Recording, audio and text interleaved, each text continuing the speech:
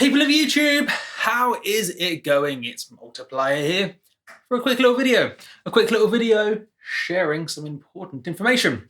And that information is as follows. Soon, probably, SoundCloud will be doing perceived loudness normalization. Now, before I explain how and why that's so important, me find the source. Yesterday, as I was wandering around the countryside, enjoying the beautiful views and such forth things, I was listening to a podcast from Sam Matler of EDM Prod. A fine podcast indeed. Do check it out. I think Multiplier was on it at one stage as well. Anyway, I was listening to this episode. Fantastic. I was listening to this episode with, what's his name? Ian Shepherd, a well-respected mastering engineer. And he mentioned something very interesting. He said that SoundCloud told him that soon they will also be doing perceived loudness normalization. Now, when exactly they will do it, I have absolutely no idea. I mean, they have run into a few problems recently, but they are the only major platform left that does not currently do this. So it's purely a matter of time now. Will it be a few weeks or a few months or however long? I have no idea at all. But it is very exciting and it's also very, very important. Now, why is this important? Perceived loudness normalization. Now, do check out my video on how, what was it called? How to trick Spotify into playing your tracks louder. So some words to that effect. Do check out that video for a more in-depth explanation of the following concept. Here is basically how it works. So it's called perceived loudness normalization or loudness management, if you like. What a platform does is adjust for perceived loudness. So if you're listening to a string of tracks on Spotify, iTunes, YouTube, or anywhere else, currently apart from SoundCloud. So if you're listening to some tunes, some tracks, some songs, some mega bangers or whatever you're listening to, and you're listening to lots of tracks in a row. Now these tracks as files will have different loudnesses. Maybe one track is 3 dB louder than another one.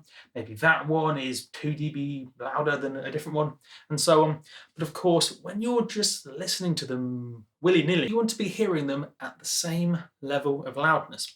Otherwise it's jarring, and otherwise it's annoying, because you have to, every time a new song comes on, adjust the volume on your sound card or your phone or whatever it is. The platform therefore measures the loudness for each track and adjusts the level of each track accordingly. If your track is loud, it will get turned down. If your track is quiet, it will get turned up. I'll say it again, it's very, very important, this concept. This is one of the most important concepts in music production, genuinely. If your track is loud, it will get turned down.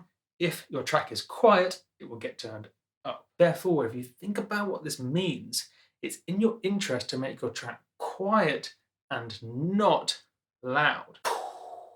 Mind blown, and it's actually been happening for ages. For 2, 3, 4 years or so. For ages, I've been talking about how on pretty much every major platform, YouTube, Spotify, iTunes, etc., this thing happens. Perceived loudness normalization. DJs as well do it instinctively. For at least 2 years, maybe even 3 or 4 years, I've been talking about how SoundCloud is the only platform not currently doing perceived loudness normalization.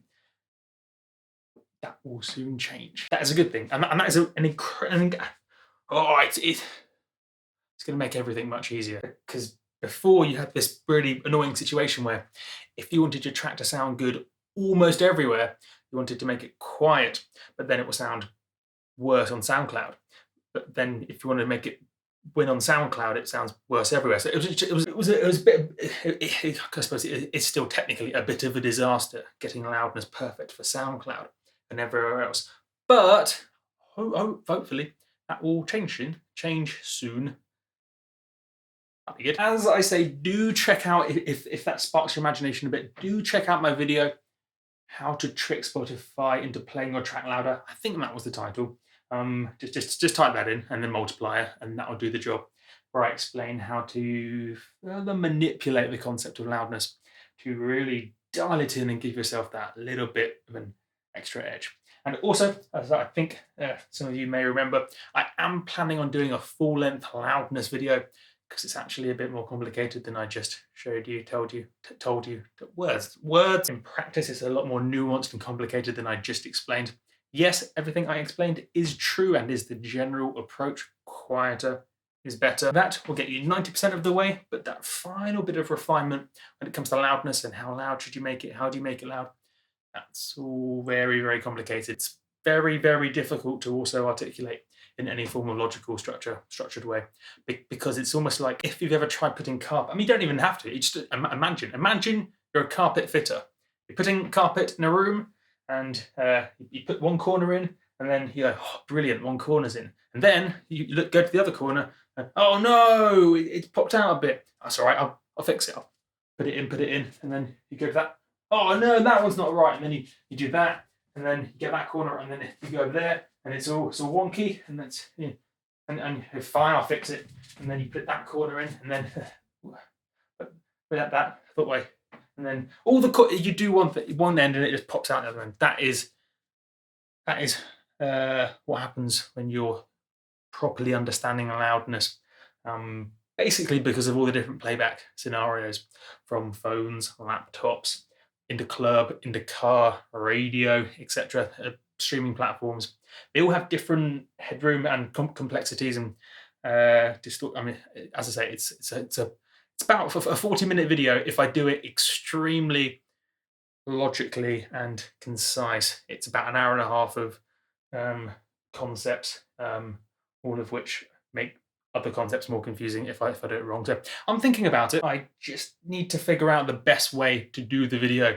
And then there will be the ultimate loudness video. How loud should you make your track video? But as I say, as a simplified concept for all the platforms that do perceived loudness normalization, therefore all the platforms currently, apart from SoundCloud, soon to be SoundCloud 2, you actually want to make your track quieter and not louder, somewhat counterintuitively because of adjustments for loudness. The thing to bear in mind with this is they could enforce perceived loudness normalization retrospectively, some retro word. So tracks that were uploaded in the past still get adjusted for perceived loudness. Therefore, plan for it now. Don't just make your track super loud. Make it at least medium. You don't even have to go super quiet. Just don't make it super loud.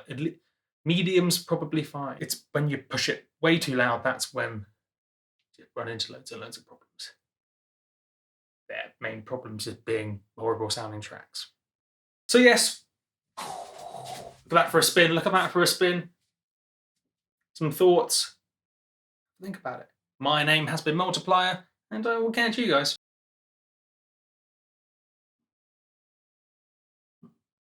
On the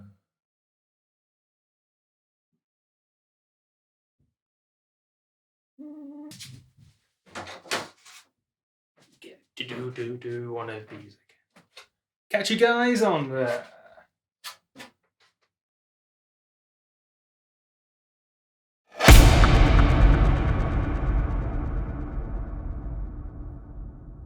flippity flip. Brilliant.